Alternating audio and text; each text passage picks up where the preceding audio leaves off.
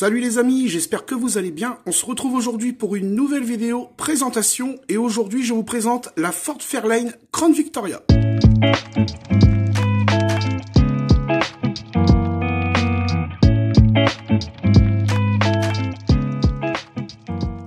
Je suis très content de vous présenter cette voiture cette semaine puisque c'est une voiture que j'adore, une de mes préférées dans ma collection, la Ford Fairlane Crown Victoria, une voiture typique des années 50, que ce soit par ses lignes ou encore de sa couleur. La Fairlane apparaît pour la première fois en 1955.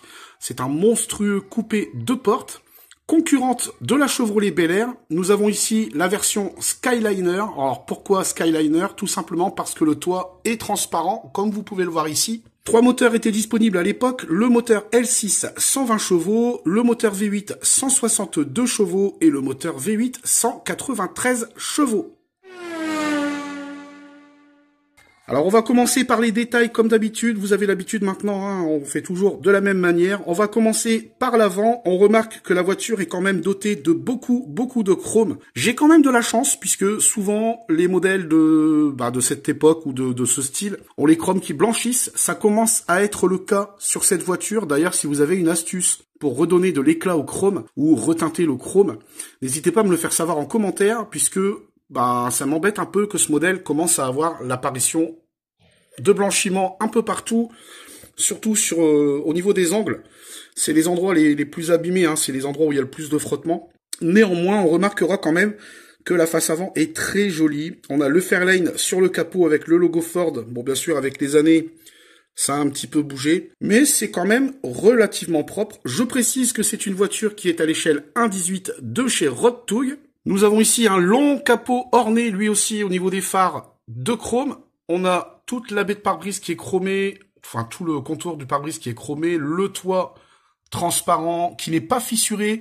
En général, sur ces modèles, c'est ce qu'on retrouve. Hein. Le toit est fissuré, les chromes pétés, enfin bref, il y a toujours quelque chose qui est abîmé. J'ai eu de la chance pour le coup. Divers coloris étaient présents, disponibles à la fabrication. Donc moi j'ai cette version-là, mais il y avait une version bleu foncé, il y avait jaune et noir. Il y a des versions avec le toit transparent ou pas, et il y a des versions aussi qui existent en 5 portes, je crois. En tout cas, IRL, il y en a. Là, on est quand même sur un très joli modèle. Vu de profil, on remarque tout de suite que la voiture a quand même bien vieilli, qu'elle ne date pas d'hier. Hein. On remarque déjà que les flancs de pneus, qui sont censés être blancs, ont jauni avec le temps. Donc là, pareil, hein, j'essaye de trouver une astuce, soit de repeindre, soit de redonner de l'éclat.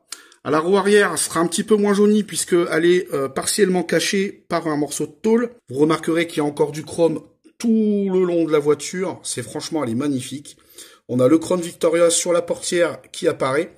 Alors, je ne savais pas que c'était une Crown Victoria dès le début. C'est quand j'ai fait la vidéo de la Crown Victoria Interceptor, en me documentant, que j'ai vu que cette voiture en était une en fait. C'était les prémices de la Crown Victoria actuelle. Et je suis encore plus content du coup. C'est une voiture que j'adore déjà de base, mais là, pour le coup, je suis encore plus content. À l'arrière, on a aussi un petit peu d'ouverture au niveau des vitres. C'est plutôt sympa. Par contre, vous voyez, c'est vitré que d'un côté et pas de l'autre. Sur l'arrière, on a tout de suite l'année de la voiture, donc 1955, donc c'est une des premières Fairlane à être produite. Hein. Et on a le cache pour la roue de secours, ça c'est cool. On a les feux arrière qui sont reproduits, qui ne sont pas peints, et ça fait plaisir. On a un coffre qui s'ouvre, vous allez voir que les ouvrants sont juste dingues. Franchement, très satisfait. Alors, les portes s'ouvrent et ça, c'est déjà pas mal. On a quelques petits détails à l'intérieur, donc le volant qui est plutôt bien reproduit, on a accès aux aiguillages, des compteurs, etc. Par contre, les sièges, un petit peu cheap, mais bon, pour l'époque, ça va. Je veux pas me plaindre. Ça, une fois fermé, on voit pas trop. Hein. L'assise n'est pas vraiment détaillée comparée au dossier. À l'arrière, on retrouvera les mêmes sièges. Au niveau des panneaux de porte, on a du biton, donc du blanc et du pastel, avec le lève-vitre qui est chromé, la poignée de porte qui est chromée également. Donc du coup, on a aussi le coffre à l'arrière qui va s'ouvrir, avec un super espace. Bon, encore une fois, j'aurais quand même aimé que ce soit pour une voiture de ce prix, parce que je vous dirai en fin de vidéo combien ça coûte. J'aurais quand même aimé avoir au moins un semblant de plancher de coffre, quoi. Là, c'est vraiment vide. Voilà, on a accès aux vis, etc. C'est un petit peu dommage. Par contre, côté moteur, on a quand même pas mal de détails. On a le radiateur qui lui est peint avec son bouchon. On a le moteur avec tous ses accessoires. Tout est là, il manque rien. C'est assez bien détaillé, mais ça reste relativement simple.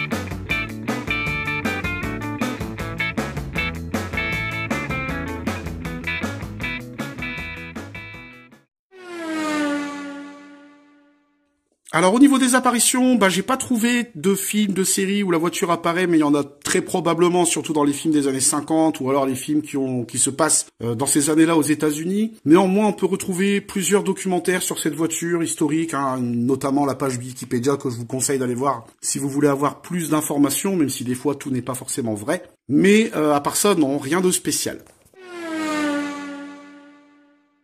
Allez, on passe à la note, les amis. On va commencer par l'état. Alors, l'état général de la voiture, je lui donne la note de 8 sur 10. J'aurais pu mettre 6 ou 7 parce que les chromes commencent à blanchir, mais ça reste une voiture qui commence à se faire un petit peu rare en occasion. Je dis bien en occasion. 8 sur 10. Franchement, la peinture n'a rien. Le Zamac est très bon. Les pneus sont en bon état. Il n'y a pas de fissures. Il y a juste le chrome qui blanchit un petit peu et les flancs de pneus. Pour les détails, je lui donne également la note de 8 sur 10, tout simplement parce que il y a des finitions qui sont pas forcément ouf, surtout au niveau des sièges, au niveau du coffre à l'arrière, et voilà, au niveau des chromes, on va dire que c'est plutôt bien détaillé, donc ouais, 8 sur 10, je pense que c'est une note qui est assez raisonnable. Pour la rareté, je lui donne la note de 7 sur 10, c'est une voiture qu'on commence à avoir du mal à trouver, moi je suis tombé dessus par hasard sur Vinted.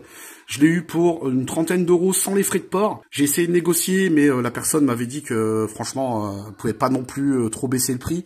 Et ça se comprend quand on voit aujourd'hui d'occasion combien ça peut coûter, et surtout au prix neuf. Je pense que 30 euros, j'avais fait une bonne affaire. Et justement, on va parler du prix. Alors pour le prix neuf, il faut compter aujourd'hui, je dis bien aujourd'hui, à l'époque je ne sais pas, mais aujourd'hui, on faut compter entre 70 et 80 euros pour un modèle en très bon état, voire parfait, dans sa boîte avec écrin, le socle, etc. Donc 70 à 80 euros pour du neuf. Pour de l'occasion, si vous avez de la chance comme moi, trentaine d'euros, ça peut monter jusqu'à 60 euros d'occasion. En bref, c'est une voiture qu'il faut absolument collectionner si vous aimez les belles américaines. C'est une voiture qui est de très bonne taille, qui est vraiment immense en 1.18 et qui pèse aussi son poids. On a quelque chose de très qualitatif. Après, il faut essayer de conserver ces modèles à l'abri du soleil, des enfants aussi, hein, forcément. Et si vous arrivez à garder cette voiture des années en bon état, je pense que la cote grimpera encore plus par la suite. Voilà les amis, c'est la fin de cette vidéo. J'espère qu'elle vous a plu. Si c'est le cas, n'hésitez pas à me dire ce que vous pensez de ce modèle, à laisser un petit pouce si vous avez apprécié, et à vous abonner si le contenu vous plaît. Je vous retrouve très bientôt pour une prochaine vidéo. C'était Sebi. Ciao ciao les filles, bye bye. Ciao ciao.